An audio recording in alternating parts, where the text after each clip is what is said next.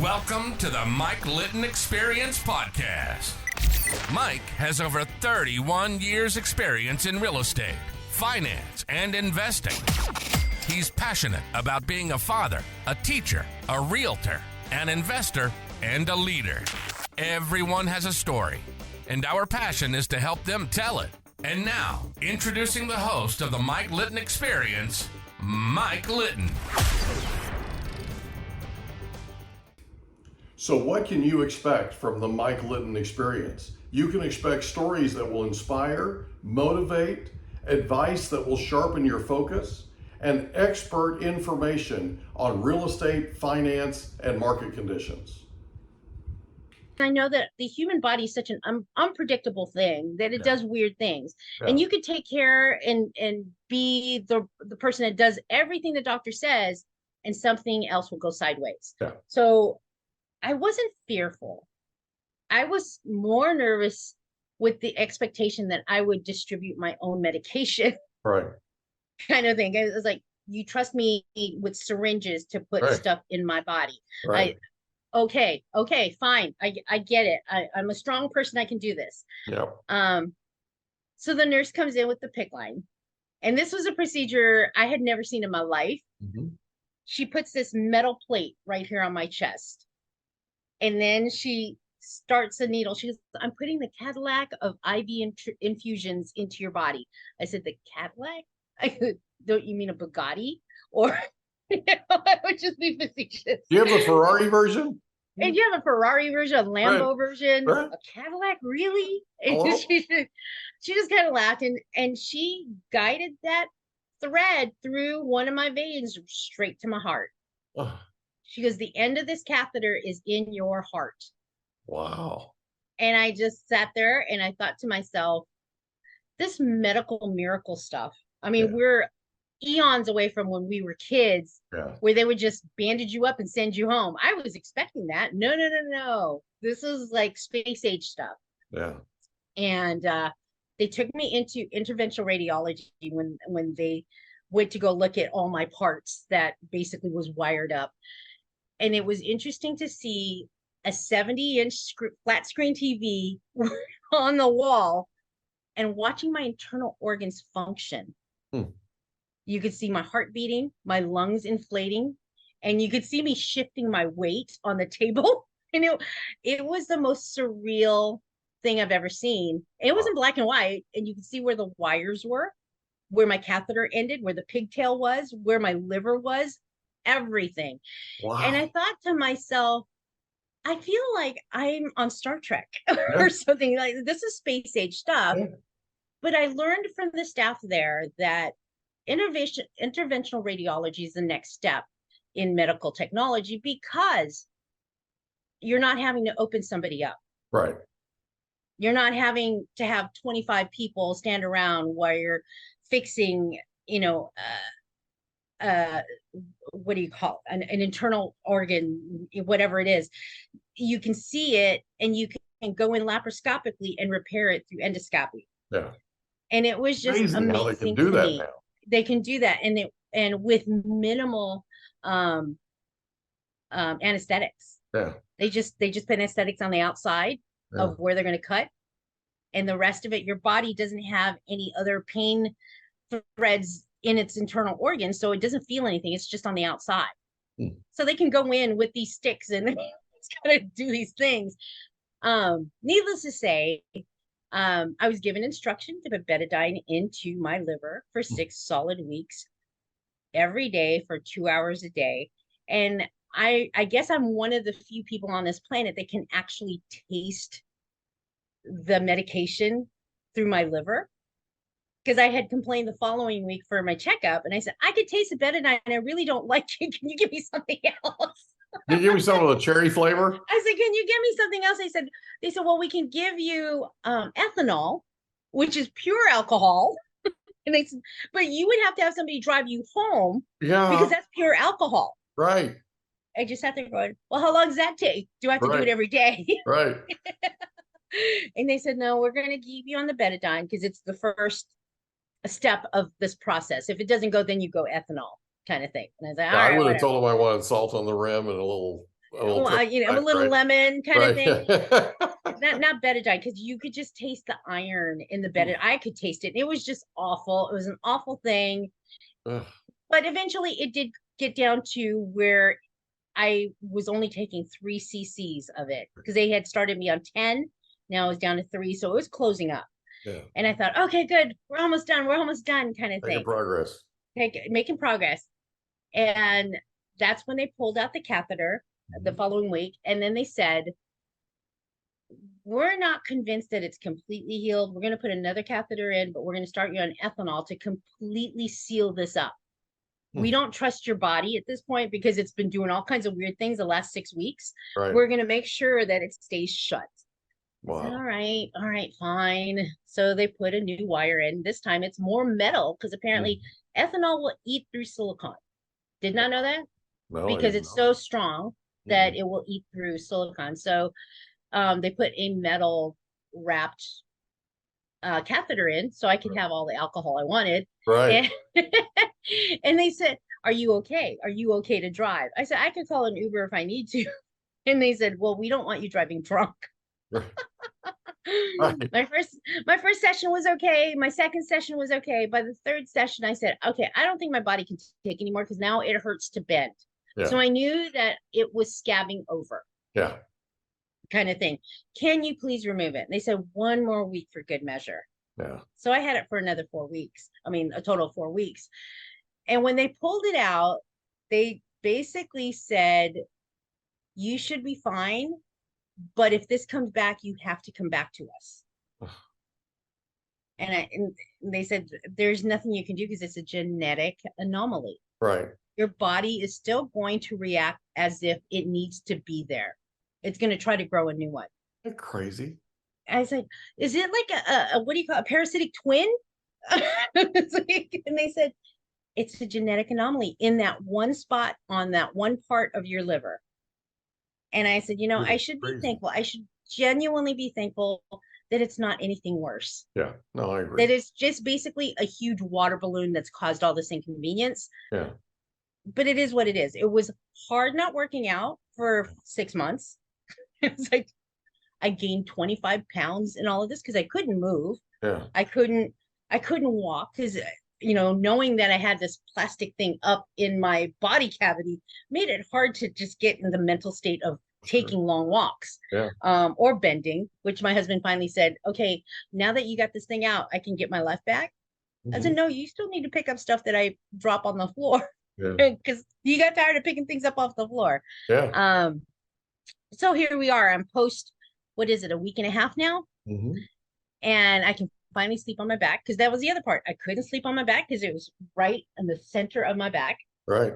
And I had to find inventive ways just to get sleep without hitting that.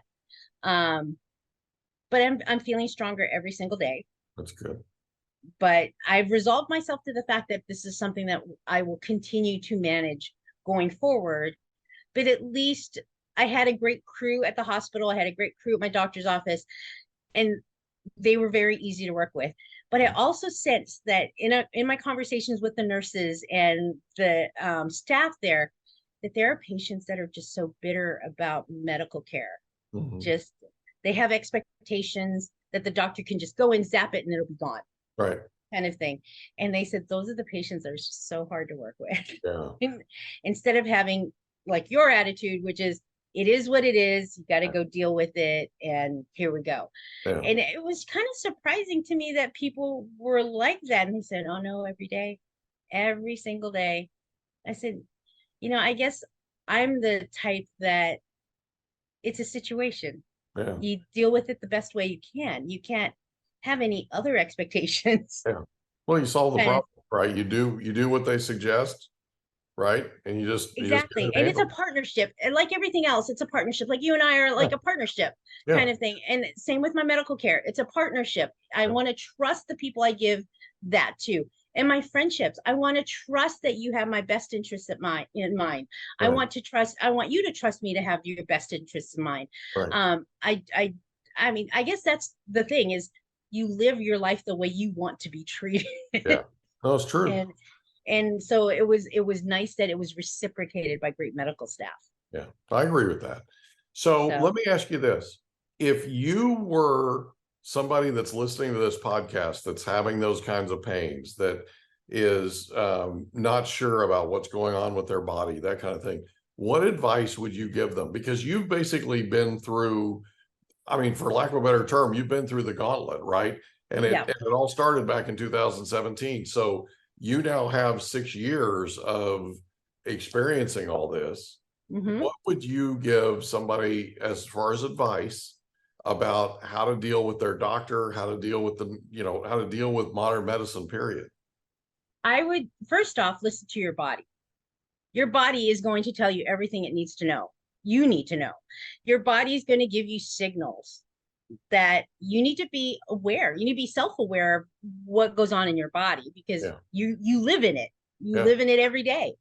The other part of that is being open with your doctors, with your caregivers, because if you don't give them all the information, they can't make the right diagnosis or give you the right tests to take. Right. My partnership with my doctors were great because I was able to explain the pain, show them where it was. Yeah, there was some, hiccups. Like when I said that it was under my chest, my doctor automatically thought it was my heart. Yeah. But he didn't understand that it was under the chest plate, the bone kind of thing. But that happens. And, you got to understand they're human too. And they're just going to take the information that you give them. And it's not going to be right all the time, but pretty darn close to it, because that's what they're there to do, is to assess the situation and give you the best advice. Yeah. Ultimately, it's your choice which decision or which procedure to have. I was given 3 options. Yeah. One was just a no-go, because there's no way they're going to crack my bones just to get to it. Right. And 2, I knew there was a certain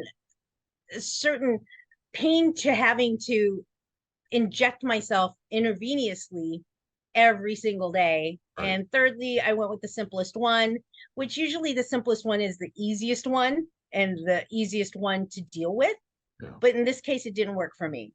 Yeah. So, my doctor even said, you know what, option 1 is out. You can never go back to that, because your body is going to reject anything else. Yeah. You have to go with this. So, they talk you through any procedures and what would or might happen. So you're fully aware. Listen to the advice, because at the end of the day, yes, ultimately it's your decision what happens to your body, but you can only make an educated decision when you're listening to all your options. Right. Kind of thing. So how important is it to ask questions? Very important. Don't take what they say as the golden rule, because I think we were brought up thinking the doctors know it all and that you should just listen to the doctor. If it doesn't agree with what you're thinking, get a second opinion. Yeah. Go to another doctor, or ask the questions. Ask the hard questions. Even if he gets annoyed with you, ask the hard questions, because ultimately they're there to make sure your health is on par and it's healthy. You're not making the wrong decisions, kind of thing. I mean, luckily my doctors had the insight when I said I was going through the change. Right. My doctor's like, no, that ship has sailed. You should not be overheating. You should not be this, that, and the other. She realized I was fighting an infection. Yeah. And she had a blood test to prove it. Yeah. So, I mean, that was the thing, was I appreciated the fact that they thought outside the box for me and was able to get the right diagnosis. Well, I think the most important, and again, you have to understand, I love you, you know that, and I'm, emotionally tied to this, right? So I'm not exactly objective here, but it seems to me that the key to this for you was making sure that you shared with your doctor, hey, I'm sleeping with ice packs, right? Because the fact of the matter is, if you hadn't told them about that, they would have never run the test. They would have never, right? You're just assuming that it's this, right? And by bringing it up, it helped to get you diagnosed, because if you had walked out of there, there's no telling what kind of damage would have been done to your body. Exactly. You walked out of there without having that conversation with them.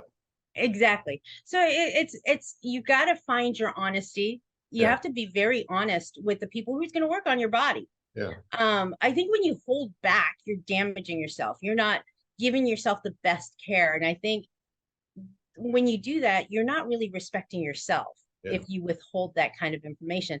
I honestly believed it was the change. It was, I know it's funny. I think it's funny now because I honestly thought it was the change. And she knowingly just said, that ship has sailed, and you're never going to go through that again. Right. And just an innocent quip like that, they pick up on that stuff. Yeah.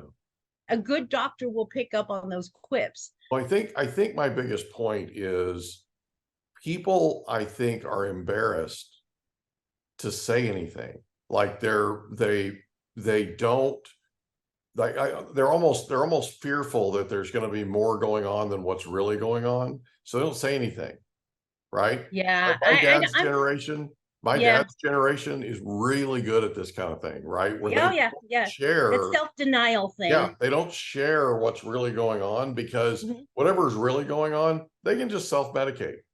Yeah, and that's the household you and I grew up in. Was we self-medicate, we do this, but it would come to the point where we can't keep that information to ourselves. Yeah, and sharing is caring, as far as I'm concerned. And I also believe that you do yourself a disservice by keeping those things to yourself. I have no filter when it comes to medical, either dental, vision, or regular medical. Nurses, doctors, specialists, I have no filter. There is no reason to have a filter with them. They need to know as much as they can about your situation. Yeah, I agree with that. And if you withhold that information, you're, like I said, you're doing yourself a disservice. You're not getting adequate care. So you can't blame anyone. Well, you could possibly be killing yourself, right? You could possibly be creating a complication that you can't come back from. And exactly. I think I shared this with you in 2018. I went to the emergency room at Palomar Hospital. I drove myself there, right? My resting heart rate was 145 beats a minute. I had tachycardia, right? I walked in and they said, "Why are you here?" And I sort of tapped my chest and they took me back and patched me up. They thought I was having a heart attack. Turned out my blood sugar was 343. Oh, Jesus. Right? Way too high. Okay. I was full-blown type 2 diabetic. And the doctor even looked at me and he goes, "With a blood sugar like this, I can't believe you're still awake. Most people most people would have just been, they'd be out. They'd be in coma. Well, they'd just be out, right? And I'm like, well, I don't know what to say, doc. And so they spent 7 hours in the emergency room putting 2 full things of saline and 5 units of insulin in me, got my heart rate down to 100 beats a minute, and sent me home. They were talking about keeping me for the night, and I came out of my skin because I didn't want to stay there. I didn't want to be in the hospital. I don't want to be in the hospital 5 more minutes, let alone another night, right? Yeah. No, I get you. But the thing is, I'm sort of, by doing that, I was basically violating my own, what I'm saying now, right? So like that was 5 years ago. Okay. And yes, it was 162 pounds, all that kind of stuff, right? It was a long time ago, a lot of pounds ago. Right. The thing is, if I had it to do over again, I'm pretty sure I would admit myself. I'm pretty sure I'd let them hold me overnight just to make absolutely sure. Because when I came back the next day, and most people don't know this, when I went to the doctor the next day, the doctor took all my vitals and my resting heart rate was 135 beats a minute.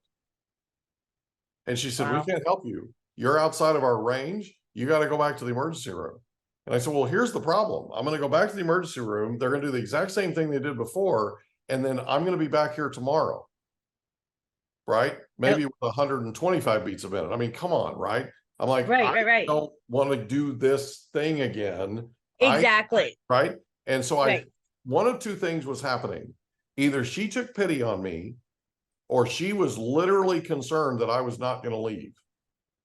Okay. But I advocated for myself, and I'm glad I did, but I advocated for myself because I needed answers. I didn't get any answers from the emergency room, right? I needed answers from the physician.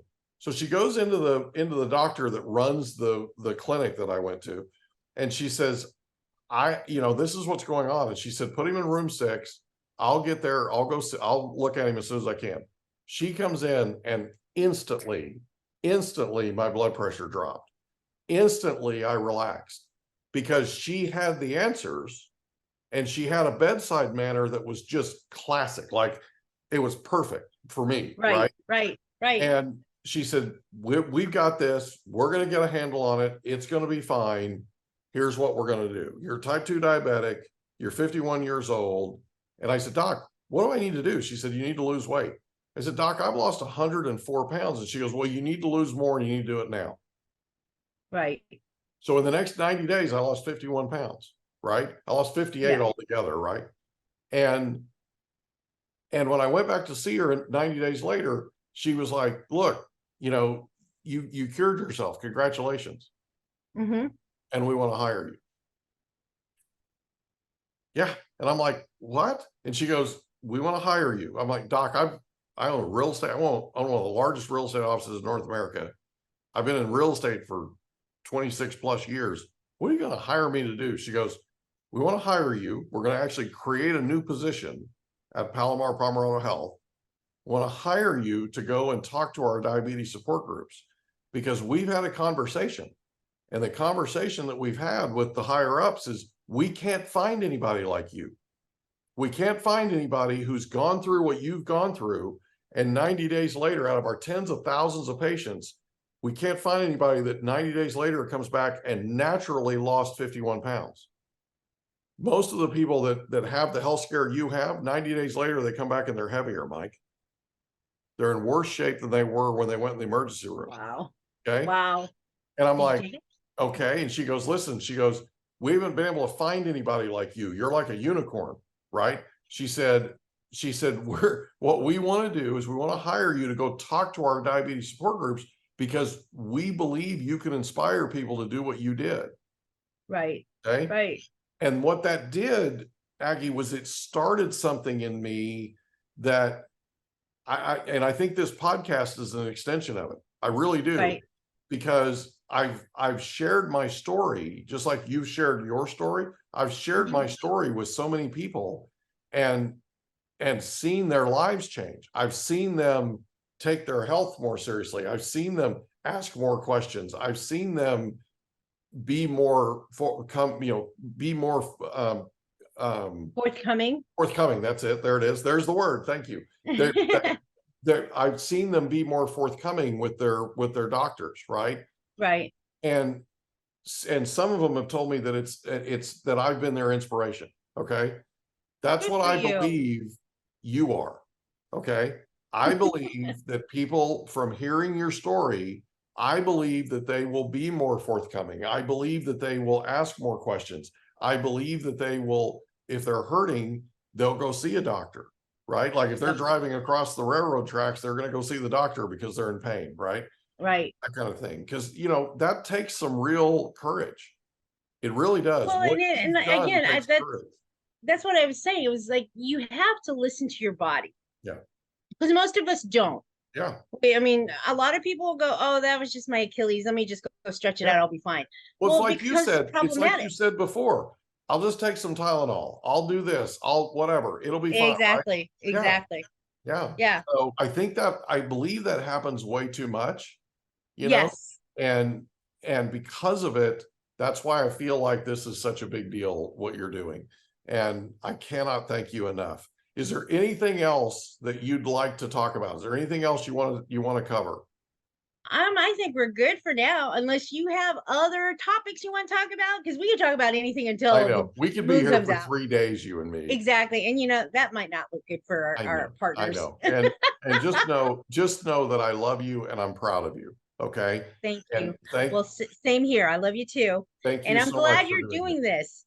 Thank you so much for doing this. I really do appreciate it. And I know that you're going to have an impact on people. I know it. Thanks, kiddo. Please tell Chris I said hi. I will. You have a great weekend. You too. I'll see you soon. Okay. See ya. Bye. We hope you enjoyed another episode of the Mike Litton Experience. If you did, do us a favor, smash that subscribe button, tell your friends, family, and coworkers about our program, and wherever you get your podcasts, please leave us a rating.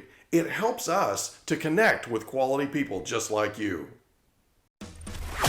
And that's a wrap. Another episode of the Mike Litton Experience in the books. Reach out to Mike on Instagram at Litton Realty. Want to meet with Mike? Check out calendly.com/Rio760.